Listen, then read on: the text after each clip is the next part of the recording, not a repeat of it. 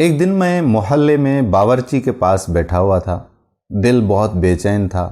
میں نے باورچی سے سوال کیا، یار میں نماز پڑھتا ہوں، میں روزے بھی پابندی کے ساتھ رکھتا ہوں، کوئی برا کام بھی کبھی نہیں کرتا، پھر بھی تنگ دستی بہت رہتی ہے.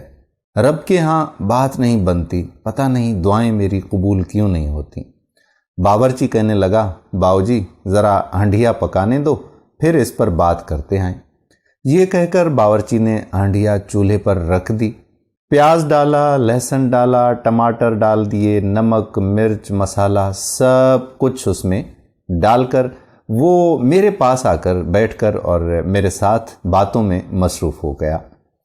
باتیں کرتے کرتے اچانک میری نظر چولہے پر پڑی. میں نے دیکھا کہ باورچی آگ جلانا ہی بھول گیا ہے.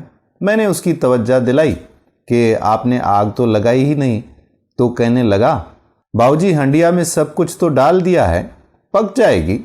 میں نے کہا، آگ نہیں جلائی تو ہنڈیا کیسے پک جائے گی بھائی؟ جواب میں کہنے لگا کہ باؤجی جس طرح ہنڈیا میں سب کچھ موجود ہونے کے باوجود آگ لگائے بغیر ہنڈیا نہیں پک سکتی، بالکل اسی طرح سے نماز، روزہ، زکوٰۃ، خیرات کرنے سے اس وقت تک کچھ بھی حاصل نہیں ہوگا جب تک اپنے وجود کو تقوی اور پرہیزگاری کی آگ پر نہیں چڑھاؤ گے، اور یہ آگ آپ کے ضمیر اور کردار نے لگانی ہے.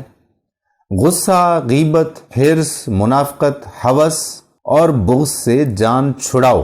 اپنی ذات کو مخلوق کی خدمت کا تڑکا لگاؤ، تب جا کر وجود کی ہنڈیا پکے گی، پھر بات بنے گی، پھر اللہ سے رابطہ ہوگا، پھر ایمان کی حلاوت نصیب ہوگی.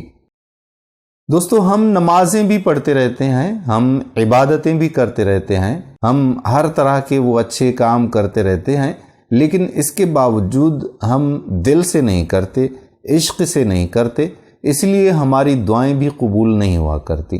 تو عبادت میں مزہ تب آتا ہے جب آپ کی پوری توجہ اپنے اللہ کے پاس ہونی چاہیے. امید کرتے ہیں کہ آج کی یہ ویڈیو بھی آپ کو ضرور پسند آئی ہوگی.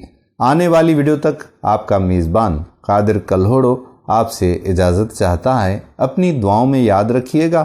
اللہ حافظ.